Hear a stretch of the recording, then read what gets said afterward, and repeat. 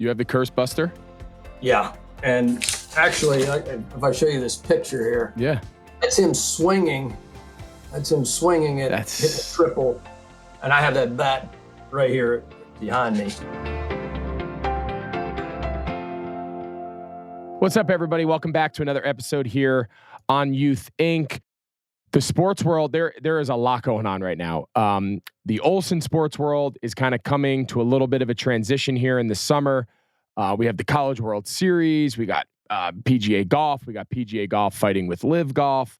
We had a Stanley Cup last night. I mean, we got a lot going on. So a little update on the Olsen youth sports circuit. My 9-year-old son, his travel baseball team just ended their spring/summer season. They had a really good season. We made a ton of progress. This group of boys, we put together a team last August. We did a small little abbreviated fall season, and then we just came back for what was a pretty long, season considering they're 9. So that was fun. We wrapped up. We lost a heartbreaker in our final game. We actually played up in the 10U division, and we played a pretty good 10U team. And we lost 10-9. We fell down 8-0, and we climbed all the way back. We had a kid hit 2 home runs over the fence, which was the most exciting moment of the season, probably for 9-year-olds. And we ended up having the tying run on third base, and we couldn't quite get him in. So that was a fun year with a bunch of young kids that are really learning baseball. My older son, Tate, he is gearing up. We just got back from Georgia. I know the last episode, I was in my hotel room in the midst of that tournament. We made it to the finals, and they lost. That was a nationwide tournament, teams from all over the country, 66 teams in our 10U age group, and the kids made it all the way to the finals. We lost to a really good team out of Georgia in the championship. So that was a good showing, coming in second out of 66 teams. And now this next week or two, we are gearing up for what is the Perfect Game Invitational.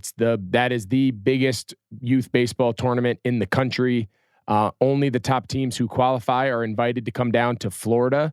It's in Sanford, Florida. So we are driving down there after 4th of July weekend, and that will be the end of summer baseball for the Olsen. So as bittersweet as that is, we are ready for a little summer break of kind of vacation and take a deep breath from what's been a very long baseball season. My daughter's soccer season is over. She's doing some camps and whatnot. So we have a lot going on. And for any of you who have a kid who is playing travel baseball, you know the name of our next guest.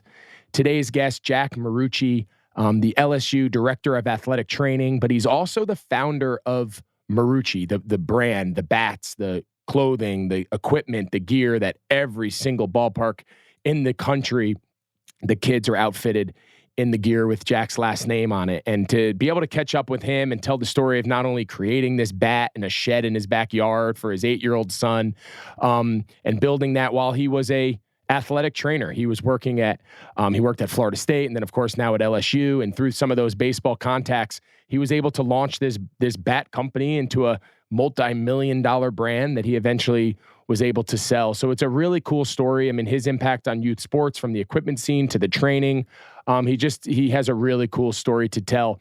So as I said, today's guest is Jack Marucci. This episode of Youth Inc. is presented by Exmark. Exmark makes the official mower of the backyard life and is the brand that more landscape pros trust. Now listen, I am not a great landscape guy at the house. I'm not the guy mowing his lawn, but I am the guy 3-4 times a week at our little church field in Charlotte that I rent for our baseball teams. I am sitting on an Exmark Radius 0-turn mower for the last year and a half, and it saves my life. Before that, I would hold the drags, like those big metal grates, and I would hold the drags and I would pull them around the field like a mule. I would just walk in circles to drag the field after we water it and make sure it's, especially in the summer when it's dusty and hard. So having this Exmark mower, being able to drag the field, edge the grass, keep the grass in the outfield good, keep the lip between the dirt and the grass down so the kids don't catch bad bounces. It has made my entire life way easier running our baseball program. So thank you so much to Exmark for sponsoring today's episode. So now please enjoy this conversation with LSU Director of Athletic Training and the founder of Marucci Sports, Jack Marucci. All right, everybody, welcome back to another episode here on You Think. Today, we got a real treat. For any of you who has a child who is participating in baseball on the summer circuits, I know I have two boys that are out there. There are chances that your garage is filled with the last name of our next guest. It is a brand that is synonymous with baseball and the travel scene and everywhere you go, from little kids all the way up to the highest level of Major League Baseball. Today, we are honored and thankful to be joined by the founder and the namesake of Marucci brand, Jack Marucci. Jack, thank you so much for joining us here today on You Think. Well, it's my honor, really, because I think, the youth sport and the youth market, it means a lot to us and meant a lot to me, with my son. So I think this is a great platform. And again, I'm very humbled to be on your podcast. Thank you. Of course. Well, like I said, I mean, my kids have Marucci Bat bags. I think I told you on the phone, one of the organizations that my son plays with here in Charlotte, they're all their uniforms and everything are Marucci, but one of the older level teams is like a national Marucci sponsored team. They travel all over the country. There's kids from all over the country. They're based out of Charlotte, and they're the national Marucci elite 12-year-old team. So it's just pretty cool now to speak with you. And before we get into the history, because I want you to tell our viewers, your son Gino and making his bat when he was 8 years old playing Little League. But before we get into that, I think it's important for everyone to kind of frame the context of not only what you did, but first who you are and your backstory and your background. Before we got on, you just talked about getting an honorary doctorate from West Virginia, which is close by to where you grew up. I just want to take everyone back to your background as an athletic trainer, your time not only at Florida State, but then, of course, the long time at LSU, and just kind of give our viewers a little perspective on the backstory before Jack Marucci was bat maker, Jack Marucci, who is involved in sports at every level. Well, it's funny you say that because I've kind of lived multiple lives in this sporting world. I grew up in Uniontown, Pennsylvania, which is a coal mining town. Family of immigrants. My mom was 11, came from Spain. My father's side from Italy. So, they came there to work in the coal mine. So we're from pretty humble beginnings, and I think it was a great place to grow up when you look back. And then I went to West Virginia, for school for athletic training. It was one of the top schools. At the time, them and Purdue were probably the two top schools in the athletic training world. And it was funny, it wasn't that far from the house, but we never went down to West Virginia because we always focused on Pitt and Penn State. And again, it wasn't that far. The first time I was on campus was orientation. So I finished there. We had great teams. We had Jeff Hostetler. We had, Darryl Talley, Turnbull. We had some good teams. So being exposed to good quality, high competitive players, I've been very fortunate. Then I went to grad school at University of Alabama. Now that was a different culture shock for me because of there was a language barrier. Let me say that. So Ray Perkins was the coach. I'll never forget the first time I went in there and looking for him in the locker room. I drove all the way from Western PA, and he's looking at me, and he said that he looked at me and goes, "Can I hip you?" Just like that. I go, "Can you hit me?" I'm thinking, why is this guy talking about my hips? And he said it again. And I'm getting frustrated because I don't know what he's pretty intimidating, big, tall guy, glaring at you with those blue eyes. And he said it again, "Can I hip you?" I said, I don't understand. Here I am touching I'm thinking, what are you talking about my hips? So I just turned around and walked out. One of the other coaches came out there with me and goes, "Why didn't you answer, Coach?" I said, I didn't know what he was saying. He was saying, "Can he help you?" I said, "Well, it didn't sound like that to me." That's amazing. That was my first contact in Alabama. I never knew what okra was. So spent two great years there. Went to Tampa, worked some internships with the Buccaneers with Coach Perkins. Also did a little bit the year they started the Dog Pound in 1985 with the Cleveland Browns. And so I was on my way with football. Then I went to Florida State, worked with Coach Bobby Bowden. And those were the years that, Florida State was so competitive. We had such good, players. That's when I started noticing, why did we win that year? what I know we had good players. We had good players a lot, but we had Derek Brooks. We had Charlie Ward. We had Warwick Dunn. And those were men of character. So I started making mental notes. Okay, maybe it was just a fluke. So then I came to LSU in 97. That's where I was the director of the sports medicine program. Then I started looking at when we won 03. Well, it looked very similar to that Florida State team in 93. The players, Matt Mock. We looked at, the quality players, Justin Vincent, Marcus Spears. So we start seeing this pattern in these players. So in 07, same thing. Then in 19, same thing. So that's when we start. I took my experiences and tried to quantify these teams that win these championships with these young men. And what I did notice is that based off the character, the mental processing, now we have some tangible things, and we were smart up the middle. These were tangible things that we knew that produced a championship team. That's why the character starts when you're young. And I think you see it on these levels. Obviously, yourself, you've had an unbelievable career. I bet you if you look back, the successful teams you had, it was people with similarities as far as character, mental processing. Look, we have to have talent. And I know that's one of the most, important things, but we look past the talent. That's when we say, look under the hood of the car. Let's see what is, after you identify it, all right, these are the guys that we like. Now let's see if we can find these other pieces. That's why we were talking about the grid earlier. We're trying to quantify that even more so. I think that's so important. So my experience is all the way up to from the athletic training piece was with football. Now in 2002, that's when my son wanted a baseball bat.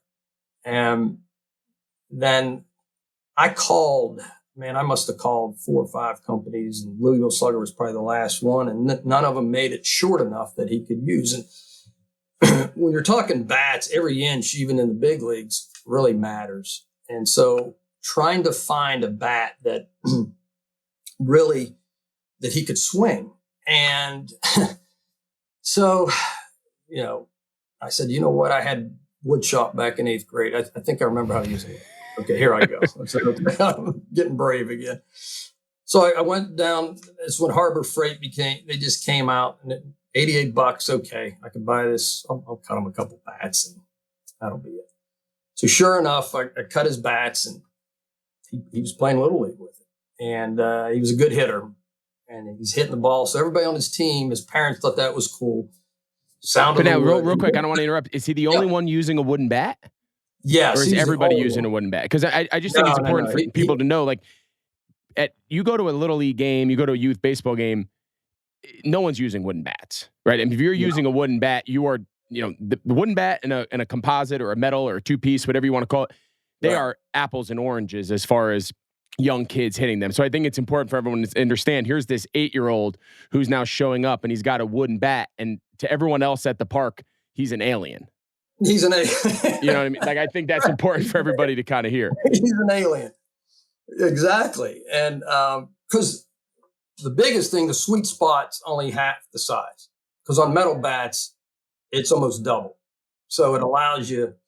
So you have to be pretty precise. And so he was a pretty good hitter. He started hitting the ball.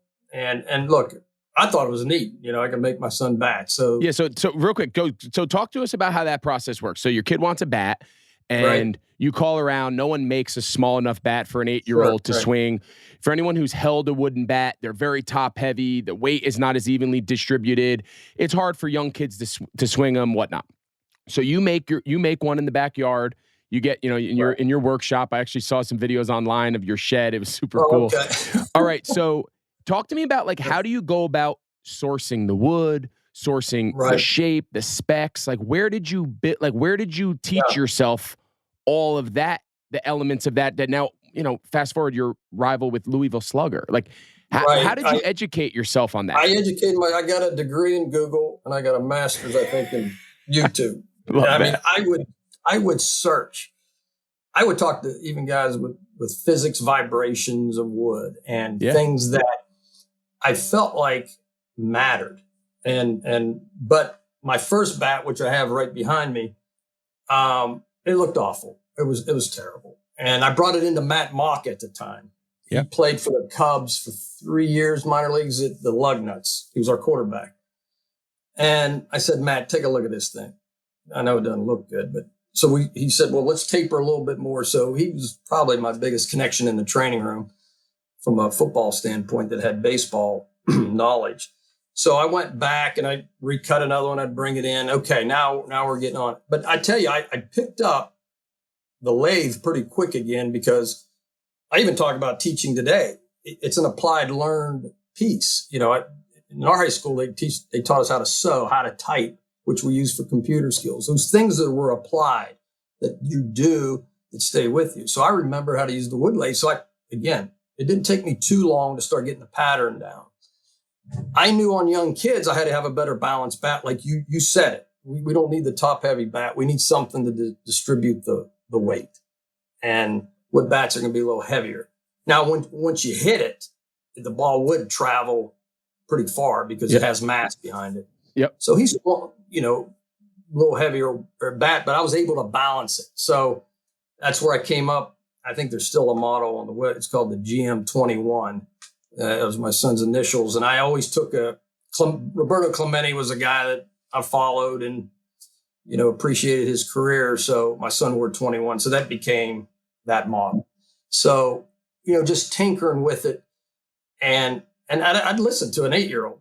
Tell me, tell dad if it feels too heavy. Tell dad if it's, too top heavy, and until we spec'd it right out. And I thought, there wasn't any, again, at the time, there was no wood bat tournaments. There was nothing in the wood line. I mean, it was strictly metal. Then we created there was a new ballpark, and we had the first wood bat tournament.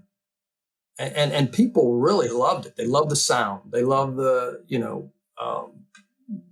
just the, you weren't looking for a piece of equipment just because, all right, my 8-year-old's going to buy this expensive bat and go and hit with it. It was very fulfilling for me too, to watch him play with something I made. I bet. And so the rest of the kids on the team wanted the bats, right? So now, okay, here I am. I'm spinning these bats and creating this little bit of a business now. And that's where kind of the business bloomed out of there. Then my next relationship gave me another opportunity, was Eduardo Perez. And I tell you, I give him a ton of credit. I knew him from Florida State. His dad is Tony Perez. Yep. And Eduardo, man, you can say he's probably one of the best MLB announcers now. Yep. He's worked his way into it. And he was a player for us at Florida State, and I always liked him. He was just a good person. And I love, stories. We just kind of clicked on all facets. So on my athlete training, we had to get these continuing ed credits. So we had conventions. This one was in St. Louis. I'll get a couple of tickets for the game. I'll take a couple of our assistants and enjoy, day at the ballpark. And when I asked for the tickets, he just said, "What are you doing?" I said, "I'm making some bats." He goes, "You're doing what?" I said, "Yeah, I'm making some bats. I made them for my son, Gino." He goes, "I tell you what, bring me a couple. This is the model I want." He goes, "Matter of fact, I'll meet you right in front of the hotel when you pull up." So he tells you how big to make it, the barrel, yes. He gives you all the specs. He gave me all the specs. Okay, so you go back, you make them. So I go back and make them. I made them 2, I believe. And look, I'm not licensed at this time, so the logo's really big. I didn't know all these regulations. Logo's big. I made this logo in Photoshop one morning, and I got, I got his name off the, I got his name off the internet, his signature. Yeah. I made a decal out of it, and I have a bone on it. It says bone rubbed. So he meets me in front of the hotel, and he's looking at it and going, "My God, this thing feels so good." He goes, "I think I'm going to sneak it in the game tonight." I said, "Eddie, I've only seen 7 and 8 years, old kids use it. It may blow up. I'm seriously, I'm thinking it's going to blow up if he hits it with an adult, nonetheless a major league player." So He goes, better yet, I want you to meet a couple guys, come down for batting practice. He introduced me to Albert Pujols and Barry Larkin. It's a good start. Pujols, obviously, at the time, still a name in baseball, arguably the best player in the game. And Eddie convinces him to give me one of his bats, so I'll copy it and I'll make him one. And Larkin goes, better yet, I want that model. We're playing in Houston next week. Can you bring me one? I said, all right. I said, that's great. But meanwhile, in the third inning, he sneaks this bat in the game. He grounds out to Barry Larkin. And so Eddie becomes the biggest ambassador. I mean, you could hear him on ESPN. He's thrown out. He would just throw it out. He's using a Marucci bat. So he became really, the word of mouth. And I really believe word of mouth is so powerful because, you're not a salesman. And if it's a good product, then it takes off. So as the year goes on, he's telling me how he's got a hit. He hit one off of Nomo and these neat stories he's sharing. And he goes, you're going to have guys start calling you now because they're seeing it. And, right now it's contraband. He said, we can't use it in the games. We're sneaking everything in the games. That's amazing. Because you're going to get a call from Manny Ramirez. I said, all right. So we were playing Georgia. Manny called. I said, let me get back home. I'll make you some bats. Because Manny So you're still making these bats out of your shed? I'm still making them out of the shed. So you're making them for Pujols and Barry Larkin, and you're not into a shop by now. You haven't started. No. You're just making them in your backyard shed. I am making them literally out of the shed. And you're just buying wood? You're just buying wood from distributors? Right. So the wood supply came out of, the best wood comes out of Pennsylvania, New York. And I made contacts with people that I felt like made, we called them billets. So I made Manny 3 bats. And I told him, I said, look, maybe you can use them in the cages, but if you guys go to the playoffs, that's going to be nationally televised. You're not going to be able to use these bats. Okay, hang up, sent the bats off. There was the last player that touched those bats was Kyle Williams. He played for Buffalo, and Kyle was a big Red Sox guy. And he was all excited. And I remember in the training room, I said, all right, we're shipping them to Fenway Park. And he's swinging them in the training room. And swinging them like as hard as he could. I'm thinking, man, he's going to hit somebody. He's going to slide out of your hand in the training room. You're going to injure somebody. He goes, all right, I got my feel. Let's ship them up. So I'm watching the game. This is 2004. They're playing the Yankees. And Manny's not using them. I said, good. But the shortstop is Orlando Cabrera using these bats. I'm going, oh, my God. And you can see the logo as plain as day. I said, man, we are going to get in some trouble. We're never going to make another bat. I said, they're going to shut the whole shed down, right? The whole organization, that one shed. Yeah, one shed. So Cabrera's killing the ball. He's pow, pow. Fast forward, we always did a big event in the All-Star game. This was in Minnesota at the time. And I saw Cabrera. I said, man, weren't you nervous using those bats? He goes, let me tell you something. I hit like 379. He threw out some number. He goes, that ball was coming off there like a rocket. He goes, there was no way I didn't care if I got in trouble. I never felt a bat like this. And he goes, I wanted to order more. I just didn't know what this company was. I didn't know, who was this company? And he goes, I remember the model was like a CB something. I said, the CB24, that was Manny's number. And the CB was the curse buster to break the curse of the Yankees. And that's when the Red Sox, coincidentally, were down 3 games, came back, and they won. And it was just a perfect scenario. Who has that bat? I have the 2 here. I have the 2 bats. You have the curse buster? Yeah. And actually, if I show you this picture here, that's him swinging. That's him swinging it, hitting a triple, and I have that bat right here behind me. That bat could probably fetch a good penny. The part of the story that I just find so fascinating is it really just came out of a love of the game, right? That a father Right. and his My son who son, yeah. shared a common love for baseball, and a father trying to help his kid Right. find a bat. And next thing you know, 20 years later, we all know it now as this big Yeah. international brand, and our kids wear it on their cleats and their gloves and, everything in between.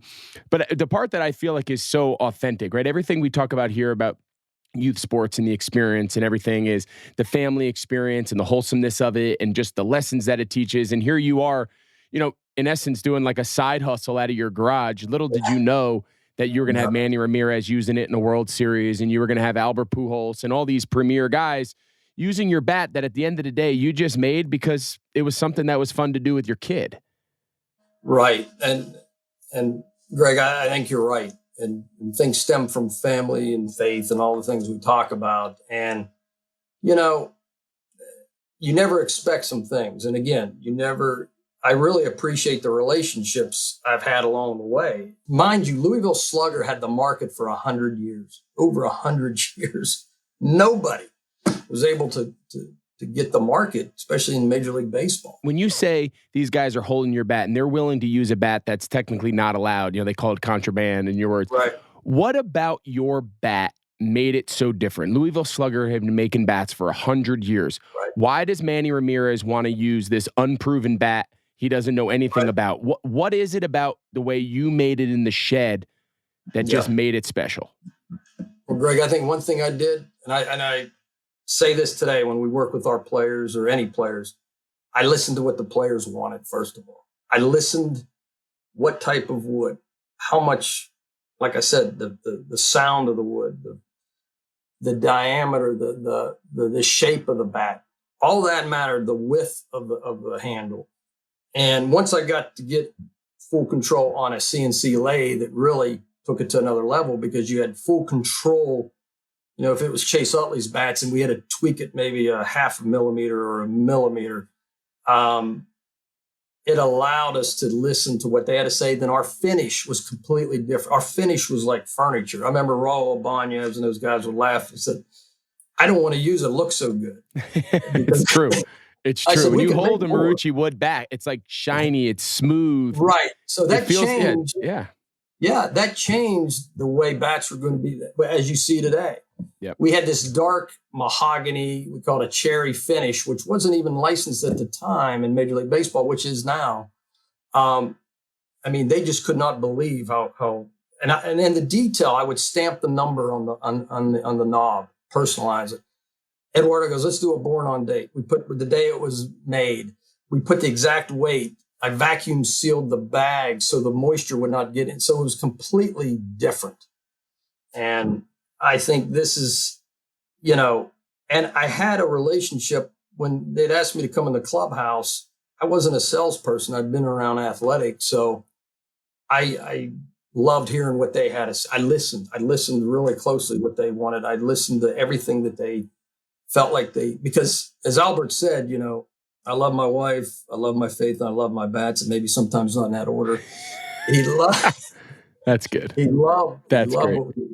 And That's the best awesome. thing was the batting practice. You could hear the sound when I'd go to spring training, and I also would ask the clubhouse guys, give me your best character guys. I don't care if you're your best player, and it resonated with them because they still reminded me that today. But again, you grow off of all those. Folks that you come in contact with, you grow into that, what I was exposed to the greatest hitters of the game. Yeah. And so that led to other things that I was able to do now, with all the eye stuff. And, Well, I want to talk a little bit about that. Like when I hear you tell the Marucci story, it's a story of innovation. It's a story of forward thinking and all that. And Ed Ogeron, you referenced the 2019 national championship team that you were with at LSU, and he said that you were, quote, the most innovative trainer he's ever worked with and an integral part of building the culture of the LSU's championship program due to your ability to take cutting edge technology and use it to study performance and develop players. I mean, when you hear that story, that sounds like what you did with the Marucci, with the bats and the brand there. But now let's come back to your quote unquote full-time job, right? Your day job that you've done for, 30 plus years at the highest level. What is it about the innovation and the forward thinking that you apply now? I mean, we talk to a lot of our viewers or family or parents of young athletes and coaches. What are these best practices of innovation now that you've been able to learn from this, this other dual life of yours that now you apply on a daily basis in that training room to help develop these, and still at LSU, these relatively young athletes? Yeah. So what I shared a little bit, I was trying to extract based off my experience where age can help you. Now, age can be hindrance in some people because some people always say we've always done it this way. I said, once you hear that, you better run. Coach Orgeron allowed me to grow in that. He was probably one of the most innovative people I've been around. He was with Pete Carroll and Yep. He referenced Jimmy Johnson. These guys, he took from them too to allow to grow into his coaching. And any information I would give him, it was even when Pro Football Focus wasn't even a big thing. We were already using it. We added stuff with Pro Football Focus, just looking at pieces that to me were a little bit more in the common sense side. But what Coach O did, he allowed me to grow because he wanted more and more information. Jack, I wanted to talk about so much of a big topic in our world of youth sports, right? Especially when you talk about football, is not only, of course, injury prevention. We had a chance to meet with the orthopedic surgeon from Hospital Special Surgeries about ACL recoveries and ACL preventative, measures in that regard. But then, of course, the big topic of today is the concussions. And I know you and your team have spent a lot of time studying concussions, both from a preventative and a recovery standpoint, along with the more orthopedic traditional injuries, ACL repair and whatnot. Like, what are the innovative practices that you guys are seeing now there on campus that some of our listeners, coaches, parents can now allocate and start kind of bringing to their families of their young kids? So from a concussion standpoint, the NCAA had a concussion summit. This was around 15, 16. We were one of 4 presenters. I had sensors in the helmet. I wanted to look at location of the blow. I was looking at G-force, and we were looking at rotational force. This is in camp. And we all know how camp was, back in the day, they called it training camp because the players had to get in shape. Yep. And that's why it was kind of a rugged 2-a-days. I mean, even when I was at Alabama, we had 3-a-days. That's how heavy it was. So was 2-a-days still necessary from the hitting? And it was every other day in college. Well, we have to quantify. Well, here we go. We got to have something to collect the data. And so innovatively, at the time it was called the Head Health Network, and Curtis Cruz was an engineer and created these devices that we can see at the end of practice and actually live when these guys would take a blow over a certain G or how many blows these guys were taking. Then I was going to model that with game, how many blows you take in a game. So I think concussions, what I saw over the 8 years, I'm sorry, it was over 10 years. We saw about 75% were interior guys. So that'd be your tight ends, offensive linemen, defensive linemen, because it's repetitive blows. It's like a boxer taking shots. Yep. It's like micro trauma. Okay. It's not usually that big, hit, but it's over time. And we did some testing too with the S2 data that showed that the processing slowed down about 2/3 into camp. Our control group were kickers and quarterbacks who didn't get hit. They maintained a higher level. Now, some of that obviously could be fatigue, so on and so forth. So our data showed, every practice that we had in camp was like a game, maybe even a little more so. So you were playing 2 games in one day. Is that a good thing? The answer is no.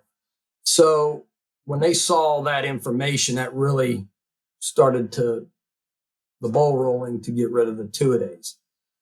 That's why I think contact, you have to limit it because over time. Now, we also looked at, okay, we're just going to go helmets. Well, the interior linemen still had about 1/3 of the blows because they're still kind of, you almost have to take your helmet off. So of course. I know. Right? Those were always the worst practices when you didn't have shoulder pads because the guy on defense was still going just as hard.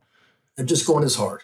That's exactly right. Well, So we saw that. Well, the data shows that when you have a non-contact practice or even a walkthrough, you got to take the gear off if you're gonna have a true non-contact. So I think with kids, a lot of our players, and I really believe this, is that you don't have to start tackle football at such a young age. You don't. I think flag is good. I think, it allows you to develop the game, but you're not taking those repetitive blows. Or people think too, in any sport in youth, well, if they don't have the highest level of competition, then they're going to get, you always hear the word, they're going to get passed up. Well, that is so false. And, I think that with these kids that play even multiple sports, and there's just an article, I just got it today. It showed that all the quarterbacks who have had the highest quarterback rating, completion percentage, the most successful quarterbacks were multi-sport players. They were multi-sport. It just came out. It was in the American Journal of Sports Medicine. And it shows, because I think what it does also, and Tom House says the same thing, the great, guy who's taught pitching and throwing and mechanics and biomechanics, who talked about, well, when you play multiple sports, it puts your body in different positions. So when you're in those different positions playing some of these sports, it's not foreign to you. So the injury numbers seem to go down.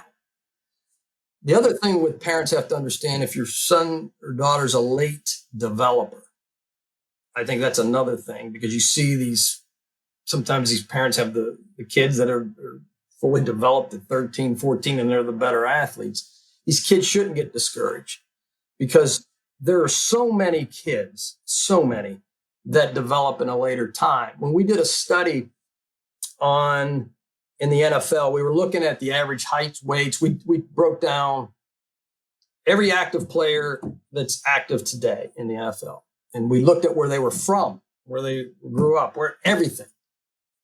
It was unbelievable. Like offensive linemen were the ones that stuck out more. There was a ton of them from like Indiana, PA, or these schools that weren't even in a huge conference, the Patriot League or whatever, because they're usually late developers. We noticed that in our data too, that there's a ton of kids that, like a John LeGlue that's with the Steelers, that played at 2. Why didn't we recruit him here? Well, he probably weighed 260. He was a 2 or 3 star.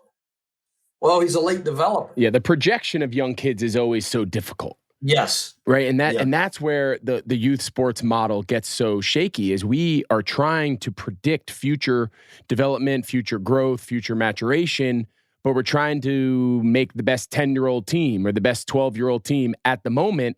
And if you knew what they were going to be like when they were 14, you would factor that into a lot of your decision making now. Right.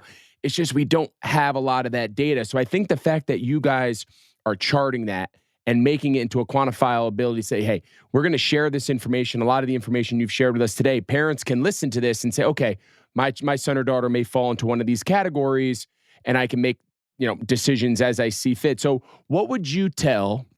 So my kid's going to play tackle football for the first time this year. He'll be 11 come the fall in 5th grade. What would you say to parents like me, whose kid, I know football. I grew up around it. My dad was my high school coach. But what would you say? Maybe I didn't play growing up, but my kid wants to play. Like, what would be your biggest piece of advice? What would you tell parents, knowing what you know about tackle football, the good and the bad? Like, what would be your advice to them as they kind of walked into this kind of new world? I think you got to find out who's coaching the kids first of all. Absolutely. That's why my kid hasn't played yet, because I wouldn't have been around. Right. So what is their philosophy? What is their practice philosophy? What is their expectations? Really, it's all going to be dictated from that coach, because that's where the experience comes from. And youth coaching is a challenge. Finding good coaches is a challenge. Being a youth coach is a challenge. Right. And I think that's where, what is this coach? Show me how you want to practice these kids. You're going to practice every day, or how much they're going to be wearing the pads, how much contact they're going to have. What is your expectation in, you know, as far as in game. I mean, all that should matter, especially at 11. And, you know, if the philosophy is like in some of these baseball teams, like you just said it, like win now and you know, we're going to create this, you know, atmosphere of you know, just a grinding and like you're trying to win a championship when you're 11 or 12. No one's really going to care about it. They aren't. I know at the moment that we all care about that. And look, I said it sometimes it's conditional love. I've seen parents, if their kid did well that week, they are at work, they're as happy as can be. If they did bad over the weekend, then they're in the doldrums. And so I think it's all about expectations. And I wouldn't recommend a program that, again, from what we know from contact, you know, look, you have to have some contact to get used to the game. We get it. But I think that's got to be monitored within the right guidelines. Yeah. So well, you said, I mean, a big Yeah. part of why my kid hasn't played, he's wanted to play for years. And my concern was while I was playing, you know, I wasn't going to be around, and whether or not I was actually going to coach or not, just to be at practice, to observe, to watch who's running. Everything you just said is the reason why we had done flag up until this year. And this will be his first year. I'll be around to help coach it. My dad was a 40-year high school football coach back in New Jersey, coached me and all my brothers. Like, we're going to be very involved and make sure these kids are learning tackle football appropriately, from an injury prevention standpoint, but also from the experience. If you have a bad, I always say this to all the families, I say, if you have a bad baseball experience, your kid might not learn how to hit a curveball. He might not learn how to field. And next year you put him on a different team and it's no harm, no foul. Same thing with basketball, whatever. If you have a bad football experience, you probably won't go back. No. If you have one of those coaches that just kills you, does a lot of dangerous things, doesn't teach you how to tackle, doesn't teach you how to take hits, if you don't learn the game of football at its foundational level the right way, you could get hurt, but you're probably not going to go back because it's not fun to begin with. And if you do it wrong, it's sure as hell not fun. Right. And you said it very well on that, because the experience can deter you from, you know, down the road for sure, because it stays with you. Again, kids are more impressionable because they can't, you know, their brain's not developed. But when you have any type of trauma or anything, it stays with you. And like the baseball piece was interesting too, because I was talking to one of the guys at the Rangers and they were showing all the Tommy Johns across the board, you know, the colder climate kids and the warmer climate. And you can see these big clusters. But he says, we're going to put it this way. You have one set of tires in your life. All right, it's 60,000 miles. Do you want to use all those miles up as a youth? That's how I think that was the best way to describe it. And, you know, I think the other thing is on the youth football is the tackling technique. And we even try to teach it here. And because, look, if a guy's ducking their head, Quan Alexander played for us, and he would have burners, but he was hitting on the crown of his head. And he goes, no, I'm not.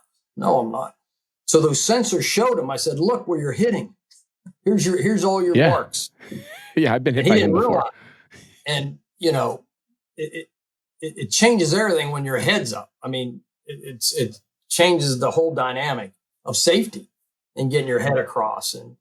And it's just those little simple things that don't, to you, it sounds pretty basic, but do these youth coaches know this? Yeah. And well, those are the things that we're gonna do our best to kind of get across. I mean, we've covered so much, Jack. Again, appreciate your time.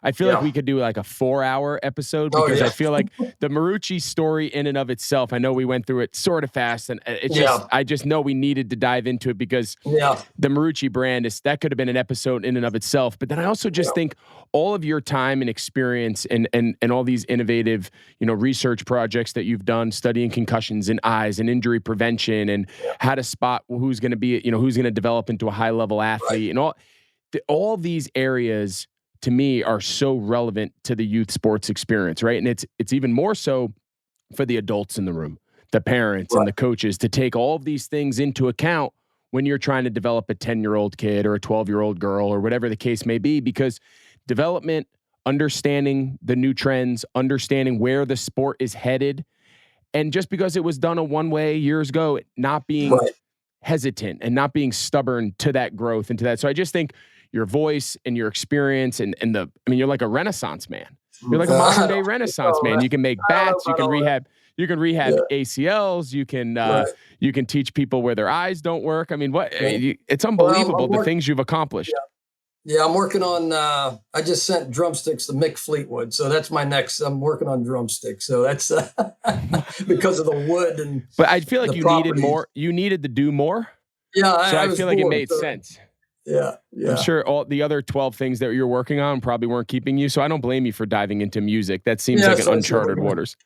Yeah. Well, Jack, that's so awesome. And again, we are to have a chance to speak with you and hear firsthand a little bit about the Marucci story and the journey from a shed to a multi-$100 million global brand that every single one of the kids on our teams, my own kid, my garage is filled with all your stuff that has your name on it. Just so you know, I am one of your best customers. So again, Jack, I just appreciate you so much for joining us here on You Think. Your story, your expertise, your experience is, I think, going to be a huge asset and a tool for all of our viewers. And I thank you so much for joining us. Well, thank you guys so much. Again, I'm very humbled and love what you guys are doing. Thank you so much.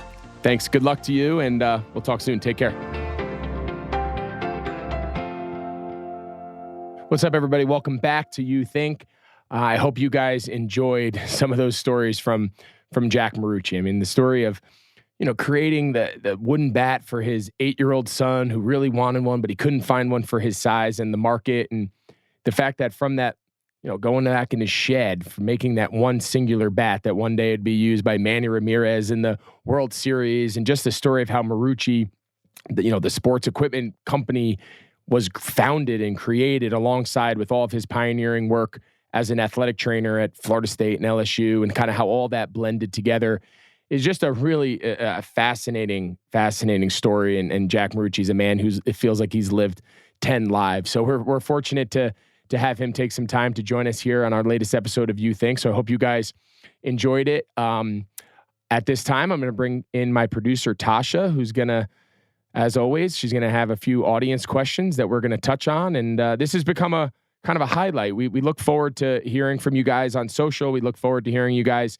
message us things that you're interested in. So we encourage you guys to continue to do it. So Tasha, first of all, how are you? How was your weekend? I'm doing good. Yeah. I went to visit Syracuse, so that was fun, but I'm back in LA and things are going good. Tasha, I think it's important. I think it's time. We've all heard Tasha, give everyone a quick story. You went to Syracuse. Your father, Dino Babers, is a longtime college football coach. So you are someone who obviously understands this whole You Think world and youth sports and coaching and all that. You have a lot of experience in it yourself. Yeah, we grew up in the sports world, Greg. Even when I visited back home like last week, there's like recruiting dinners and then you have to help out with recruiting. It's just the whole college football scene, it's just like ingrained in me, which is fine. I love it. You guys have been sending in tons of fan questions. They've been great. And a few this week. One is from Brendan from Instagram. He says, how many sports do you recommend putting a kid through in the early years for them to experiment? I think the simplest way to look at it, at least the way we approached it, was try to do a different sport every season. And that doesn't mean every, as it turns that every season has to be the same sport. If in fall you try football, and then the next fall, you realize that's not for you and you want to try soccer or you want to try, something else. Same thing in the spring, especially where we live here in Charlotte. Some kids play baseball, some kids play lacrosse. But unless you're exposed to both of them, how do you know which one your son might want? Or if it's your daughter, does she play softball or does she play girls lacrosse, which is very popular in this area as well? So I think when they're young and there's different rec programs, there's different teams, it's almost more of like an experimental part until the kids find what they really connect with and resonate with. When they're young, a different sport every season. And as that season comes back around, if it's a different sport that next season, fine. There's no reason that you can't try a sport in the spring, try something different the next spring, and then realize, you know what? I liked baseball better, or I liked softball better. I'm going back to what I did 2 years ago. You're 8, you're 9, you're 10 years old. There's no rush. Find what you like. And the kids will, as we've touched on here, once they connect with a sport that they really want to do, the fear of burnout and the fear of them giving up on it and becoming bored with it, you just don't see it as long as it's a sport that they want to do. And the only way to find that sport is to introduce them to as many different sports as you can when they're young and growing up. Do you recommend kids playing multiple sports at a time though? Like I remember I was playing soccer and volleyball at the same time. Or would you rather have them spaced out? Like I guess is there too many sports a kid can be playing at once? That gets tricky. And listen, we're going to do it this upcoming fall. As I've said before, my oldest son is for the first time going to play tackle football. But the baseball team that he's on does a very abbreviated fall season. They're not playing every weekend. They're playing a handful of tournaments throughout the fall. Mostly in September and October, and then they're done. But there is a couple, there's a practice or two a week. There's a tournament every few weekends and whatnot. But he's also going to have the full demands of a tackle football season. So this will be our first time really playing two sports. I'll be honest, I'm a little nervous about it. My wife and I have kind of talked, during the fall, I'm on the road with Fox calling games. And if TJ, my younger son's playing with his fall baseball season, and then my daughter's playing soccer, and then if Tate is playing, tackle football, which is a big, very demanding and time consuming, and then he's also trying to find time to stay with his baseball team, that's a lot. That's 4 sports between the 3 kids, and there's only so much time on a Saturday to get all this in. So it's a little bit of a concern, and we're going to see how it goes for this first year. But yeah, I would ideally like to just keep it 1 sport per season. But every once in a while, there's kind of situations that you try to make work. And if this is just a complete disaster and it's just too much, then next fall, like I said, we'll reassess and figure out what's in the best interest of not only the kids, but the whole family. Next question is from Jack, also through Instagram. He says, when you started coaching your boys in baseball, did you know anything about baseball? Or did you look up the drills, and how did you coach all of these positions? I've been looking forward to answering this question because I get this question is what I get the most, right? When people see me out on the fields and people ask me you spend all this time coaching baseball, you must have played it at a high level or in college or at least in high school or travel ball. And the reality is I stopped playing baseball in 8th grade. When I got to high school in the spring, talking to my dad and my mom, we just thought that playing a full football season, which obviously was the priority, and then into a full basketball season, and then into a full baseball season, which led into summer, wasn't going to allow me enough time to really prepare in the summer to train and to go to camps and to go to all these different things around football, which was always the priority. Football always took precedence. So we decided that in the spring, I was going to do track and field, which would allow me to run and lift and train and not have quite the same, requirements in the schedule that playing baseball would require at the high school level. So I don't have a real baseball background at all. We just started coaching the kids, T-ball when they were 5 years old. And then, 6 and 7 years old, you move into machine pitch. And I've just spent a lot of time around it. It was always in the spring, which when I was playing was my free time. In the fall and the winter, it was hard for me to take the kids to the basketball gym or take them, to flag football practice because I wasn't around. But in the spring, in the summer, it was time for us to make up. So we spent a ton of time at the ball fields, a ton of time watching baseball, a ton of time going to, camps. And we just spent a lot of time playing baseball. So organically, I was around a lot of people who knew a lot about it. I would pick their brains. I would learn on the fly. I would watch what other people were doing. And I just really became interested in learning the game of baseball to be able to help not only my kids, but then the other kids that were on our team. And just through that evolution and then into travel ball. And we've just done a lot of it that I've learned it. I feel I couldn't coach a high school baseball team necessarily. I don't have that.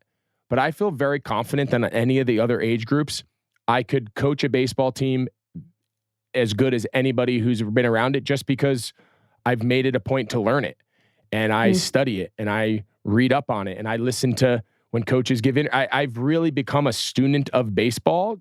It's been fun. It's been something new to learn.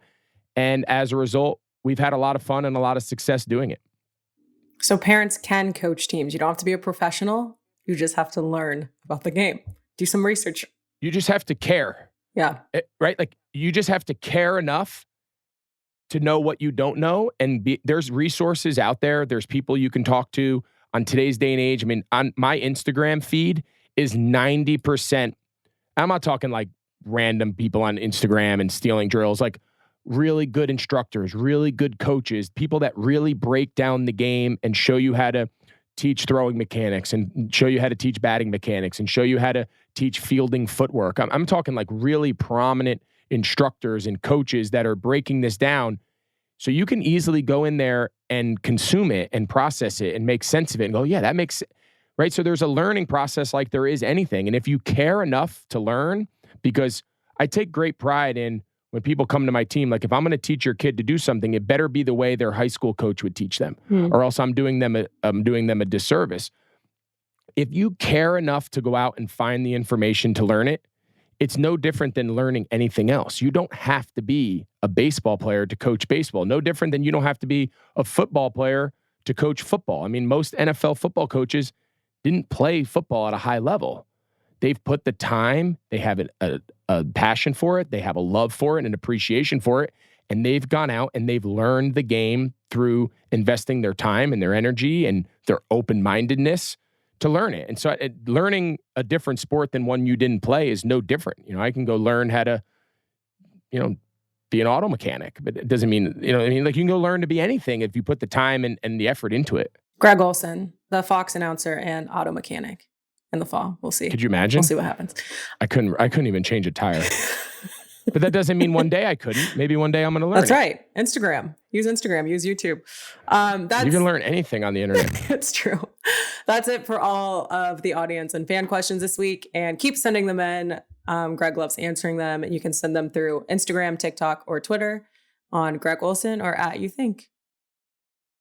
Well, as always, thank you guys so much for listening here on to Youth Inc. Please continue to rate, review, subscribe, wherever you guys get your podcasts. And until next week, we'll see you guys then.